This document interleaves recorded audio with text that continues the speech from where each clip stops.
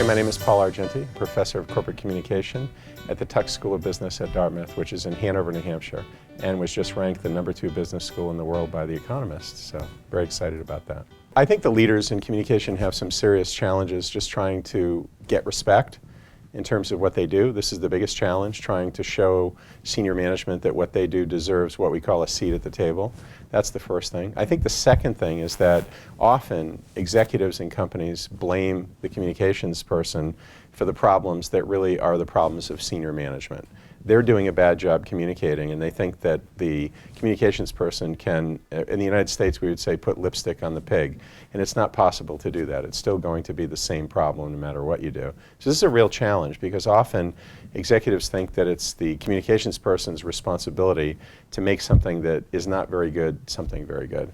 And then I think the last challenge is in trying to get the amount of coverage that you want as compared to other departments in the organization. It's a real challenge for communications to decide what they want to carve out as part of their territory and what they do not.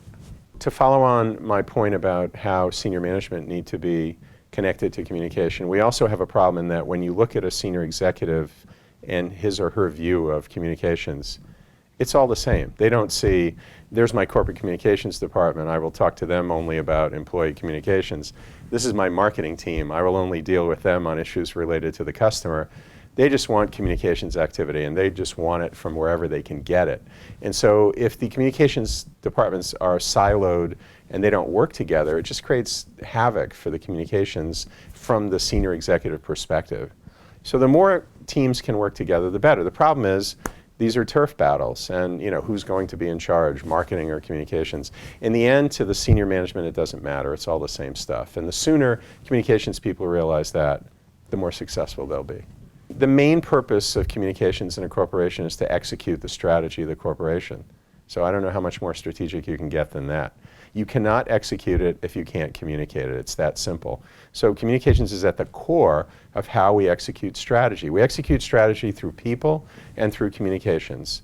So if you can't communicate it, you're not going to be able to execute it. Very simple. Understanding what reputation is about is sort of the first step for most companies. Again, I think from a senior manager's perspective, when they look at reputation, they think it's something that you can actually manage. And unlike other people, and including academics, I don't think you can manage your reputation. Reputation is an outcome.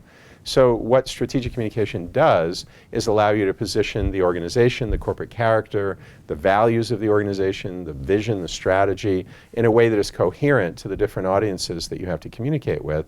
And hopefully, if those messages are clear and consistent and repeated and aligned, they will all be able to see the same kinds of information coming from the corporation. And that leads to a more coherent reputation. So it comes indirectly, but it's a key part of how you earn a strong reputation. We're just getting our arms around intangible assets, I think, in a way that is difficult for many communications people. Because I think in the past we worried about output. We worried more about the kinds of output that we have rather than the outcomes. And the intangible assets lead directly to variation in those intangibles. So if most of the value of the firm is embedded in reputation, how do I influence that intangible asset called reputation?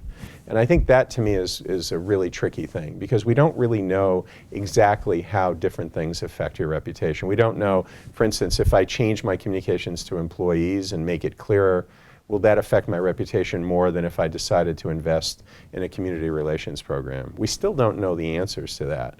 So that's worth the time of academics, and it's worth the support of organizations like this one to support research that gets us closer to measuring exactly what it is that affects reputation, how one variable can change another and then change many other things that end up leading to reputation.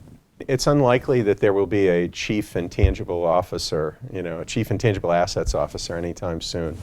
But I mean, it's pretty clear that intangible assets are the realm of communications people because you deal in intangible assets, right? I mean, that's basically what we do. But it's also the purview of a larger group of senior executives in the corporation. I think we spend too much time on tangible assets. So I've talked about this a lot. If you look at Coca-Cola's tangible assets, they're worth about $6 or $8 billion. If you look at their intangible assets, who knows? Brand is measured at $70 billion. And yet we spend all of our time measuring the things that don't matter. So we need to start thinking about how we get our arms around intangible assets, but is it one person's job? I don't think so. When you're talking about that much value, there's going to be a lot of people, and there should be a lot of other people involved besides communicators. On the other hand, it offers an opportunity for communications executives to get into a place that is going to be central and core to the future of most corporations in the world. I don't think companies are ready for it. I mean, I think the exceptions are companies that we've written about in the book, like Telefónica, which is obviously ready for the future. But most corporations really do not do a very good job of using the new kinds of communications activities, what I call digital still, or what other people would call social media or social activities, in a way that are achieving the full potential of what that has to offer.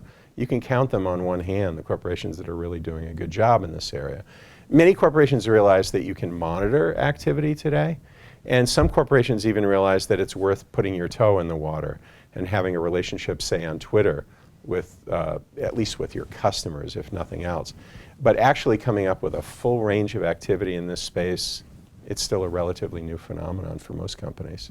There's too much emphasis in the Western world on the short-term relationship, and this has been spurred by both the city and the street and other stock market related activities. We tend to focus on the short-term quick hit that will give us a little bit of value in the short term.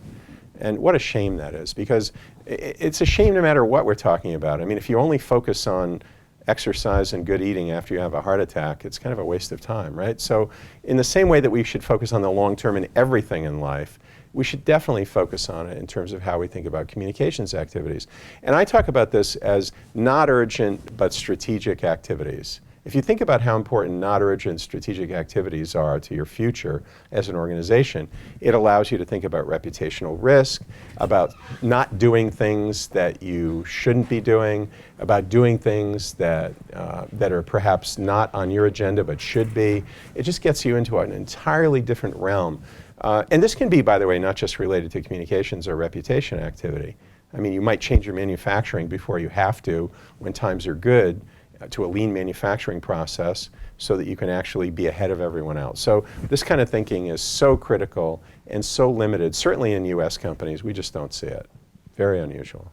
So the main point of the book is really to try to give someone the full scope of what communications can do for you from a strategic perspective, and to try to give people an understanding of communication strategy broadly, an understanding of the communication function, and all of the different components of communication. In addition to that, what we try to do in the book is to talk about the new environment for business and how that affects communications. And the book really mixes theory and practice, and those two things together I think are absolutely essential, whether you're a student or an executive, to try to understand what the power of communication really can be for you. I think at the heart of what we need to understand is the strategy behind communication. If you don't understand the basic strategy of communication, you really can't do your job. So to me, this is core to your job. And unfortunately, too many people operate without that deeper understanding of the power of corporate communication and the strategy of communication to execute the wider strategy of the business. So the book gives you an opportunity to realize the world has changed. Communications is the answer to a lot of problems for corporations, and here are the different activities, whether we're talking about media or internal communication or social responsibility or whatever the activity is, for you to understand how to deal with communications in the new world.